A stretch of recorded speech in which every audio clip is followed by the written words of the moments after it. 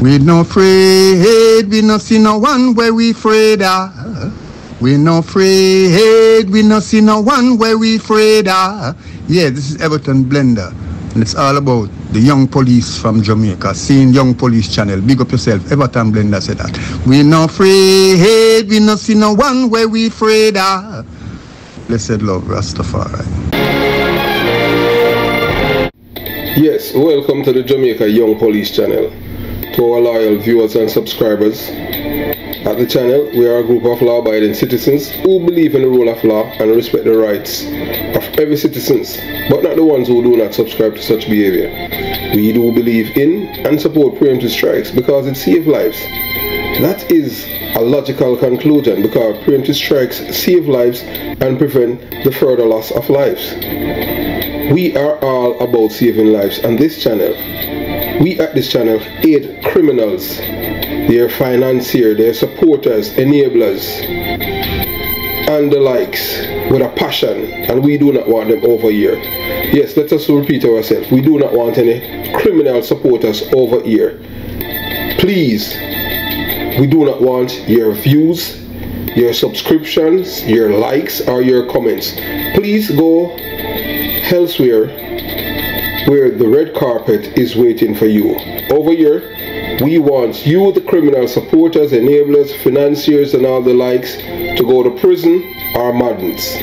Let me repeat myself. We at the Jamaica Young Police Channel, we do not want the criminal supporters and their circle over here. We want you to go to prison or madden. Moving on to our video. Honestly, you won't see this in any of your local media house in Jamaica. Because you know that Jamaica is a criminal's paradise. Especially when people is connected to a certain political party. You understand what I'm saying? Yeah, because remember, you know, you have some people in Jamaica, they want to have big title, but they don't want to work for it. So before we move on to the meat of the matter about this man who posed as a fake doctor, for more than boy, this man, the man named Dr. Clark. Yeah, no real doctor, no fake doctor. In a Jamaica, and he was caught at Spanish Town Hospital and arrested last Friday.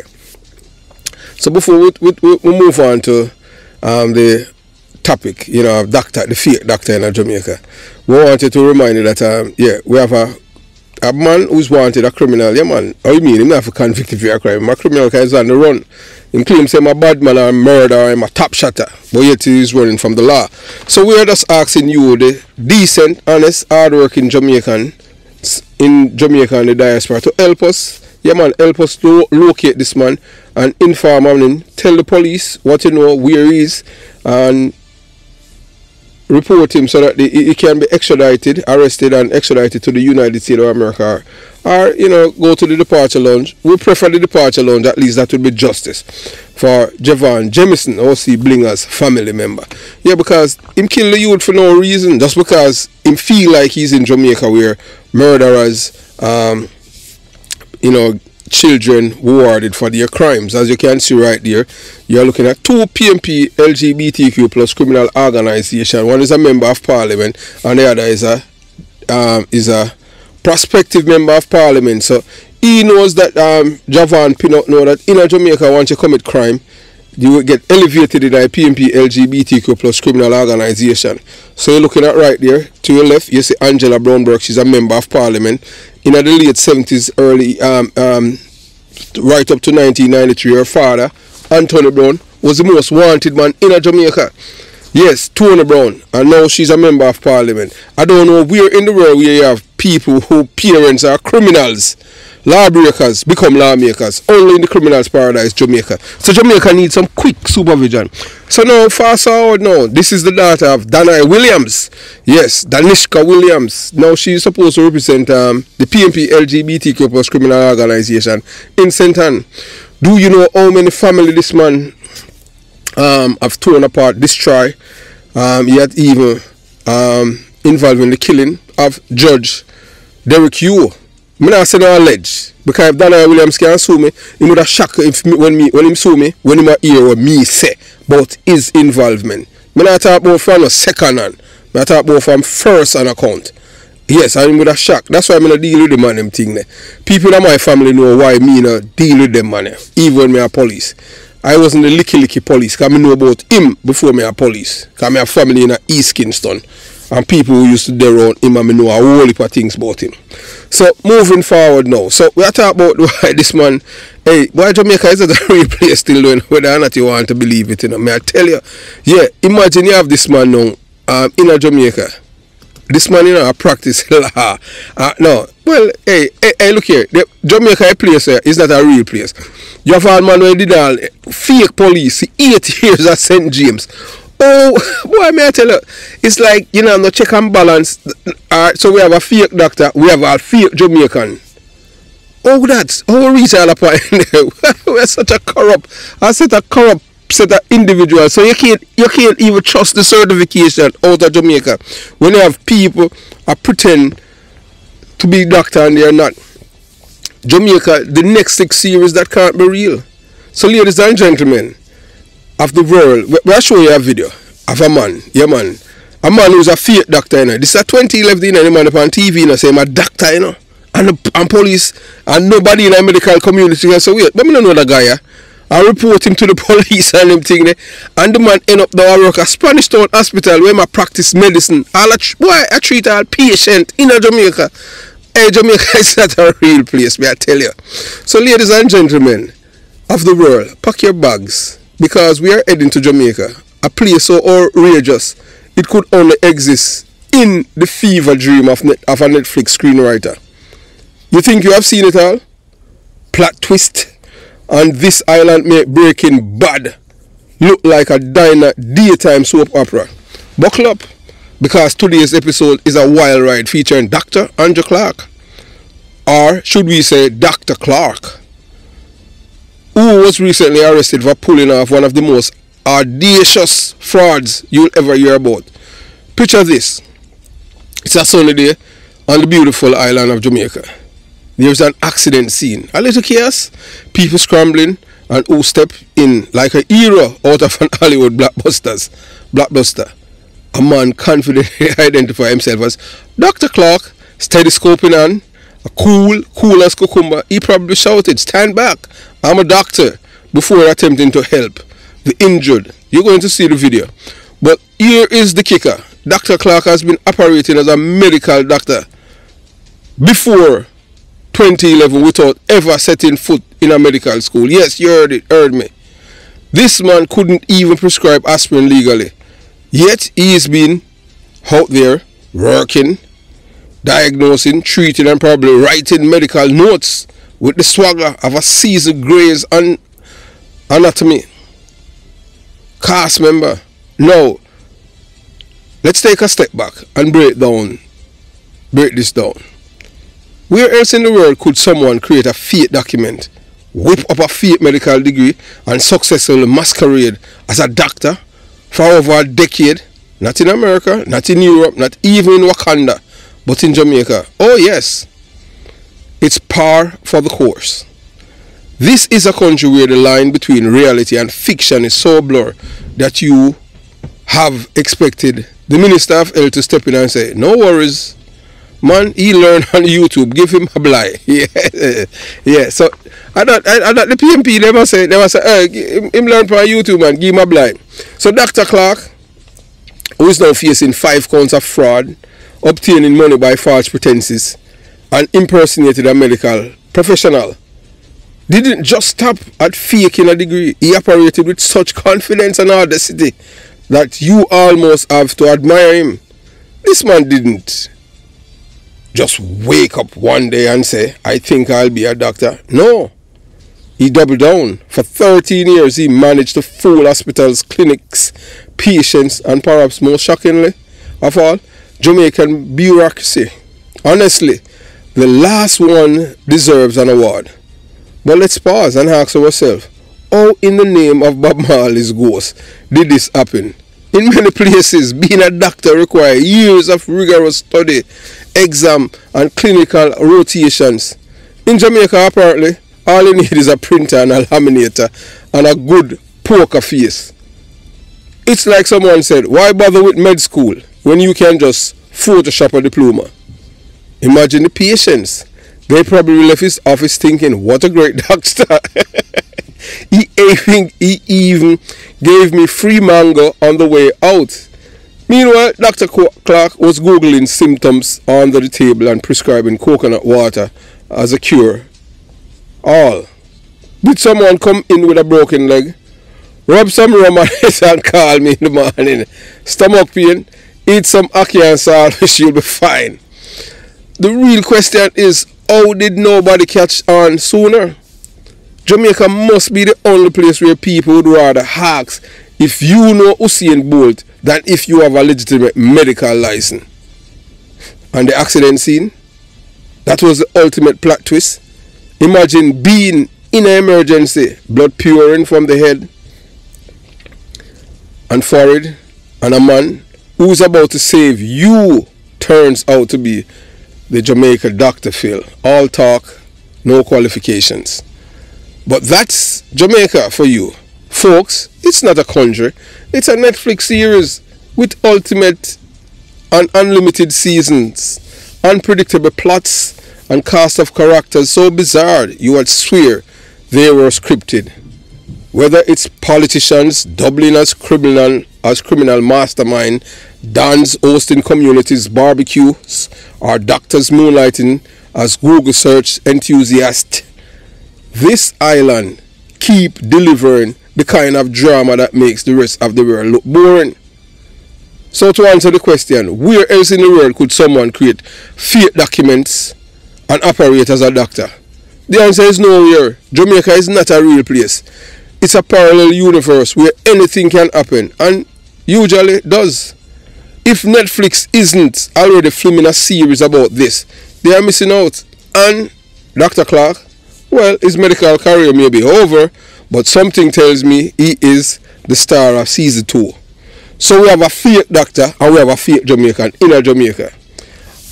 Nobody dare to ask Mark Golding for his Jamaican birth certificate. And tell me, so Jamaica is not a Netflix series. Where in the world somebody could go and present themselves for public office and say them a Jamaican, say them alright, I'm American. And no, you can identify yourself. So Dr. Clark and the Great Jamaican Fraud Chronicles, a comedy of errors. Ladies and gentlemen, gather around and prepare yourself for the latest installment of the Jamaica's Netflix saga. Forget Narcos and Ozark. This is Fraud Island, starring none other than Dr. Andrew Clark, a man who has managed to infiltrate government hospitals, scam millions and sell dreams of visa like he is the Bob Marley of border crossing. So let's dissect this masterpiece of chaos, shall we? Our story begins at the Jamaican hospital, Spanish Town, a place you would assume would have at least some system to verify that the people poking needles into patients actually graduated from medical school. Enter Dr. Clark, walking in like a young Denzel Washington in John Q, clipboard in hand, maybe even a white coat he picked up at the thrift shop. He strutted in with the confidence of a man who Googled how to look like a doctor 5 minutes before his first shift. For 13 years, this man successfully posed as a doctor. 13 in a government facility, no less. Not one background check, not one HR meeting where someone said, wait a minute, where are this man's credentials? Whether everyone was in it or Jamaica's official running and vibes and patty crumbs. Flashback to 2011. Picture it, a chaotic accident scene. Somewhere in Jamaica, people are panicking and who step forward, but Dr. Clark, with the audacity of a man who believes in his own can. Don't worry, I'm a doctor. He announces, if this was his Marvel superhero origin story. This man probably had no medical tool, just vibes, a phone and maybe some tiger balm in his pocket. Yet nobody questioned him. Why? Because in Jamaica, confidence apparently counts more than qualification. So fast forward, and now we are in the courtroom of St. Catherine Parish Court. Judge Janelle Nelson Gale in Spanish Town. Dr. Clark finally in the hot seat, but not for pulling off a scam so bold it deserves its own Netflix spin-off. One complainant gave him $1.7 million for a medical test. I would have liked to know which medical test costs that the money there. Boy, hey, Jamaica. Okay, so let that sink in. Did the test involve gold-plated x-ray? A 5-star resort stay? How do you charge someone the price of a small house for a test? I mean, they can't use and build a small house in a country. And why? Oh, why? Why would anyone trust a man with no visible hospital affiliation to handle this? And it gets better. Another complainant gave him $200,000 for visa. Yes, visas. Because nothing screamed legitimate visa agent like a man pretending to be a doctor. At this point, it's almost as if Jamaica are trying to get scammed, which leads us to the bigger question. Why are so many Jamaicans so eager to throw their hard-earned money at fraudsters? Is it desperation? Is it the allure of shortcuts? Or is it brace yourself for this, a cultural phenomenon nurtured by decades of political corruption and systemic failures? Because let's be real, the PMP LGBTQ plus criminal organization has created an environment where scams aren't just tolerated, they are celebrated. Think about it. You have got a country where people are raised on stories of hustlers who made it big, where scammers are seen as Robin Hood-esque figures, and where trusting your neighbor is about as safe as swimming with crocodiles. Pair that with a lack of self-esteem and an unhealthy obsession with escaping the so-called first world, you have got a recipe for disaster. Take the visa scam. For example, why would someone give $200,000 to a fake doctor when embassies have public visa applications? Because it's easier to believe in a conman's promise than to trust a system that feels rigged against you. And honestly, some of these Jamaicans arrive in the first world country only to find out that the dream life is just cold winters, expensive rent, and a job flipping burgers.